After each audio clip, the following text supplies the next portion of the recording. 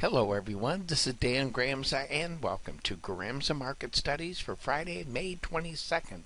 Greetings from Rimini, Italy, and I also want to thank everyone who came up to say hi today. I really appreciate that.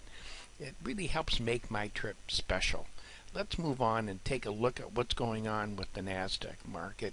And what we can see is some strength. We had some soft economic numbers come out. People feel that the Fed's going to be deferring this interest rate change. And we're also going to have Yellen speaking tomorrow regarding Fed action. I don't see anything new coming out of that. But what do we look for?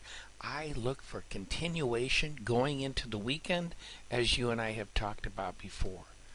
But when it comes to these currencies, we can see that the euro here did firm up a bit and that it tried to rally, but it backed off from that. But it did trade above this bullish level. And the difference between the bearish and bullish level in the euro is $2,187.50 per contract.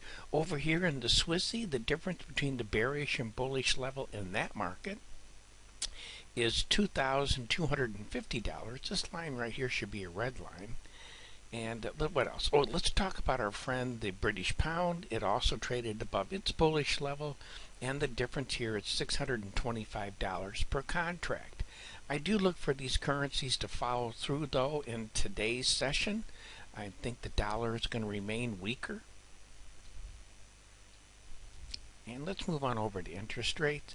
The 10-year notes did firm up. I don't trust this move, actually. I'm looking for a market to go sideways to lower in Friday's action.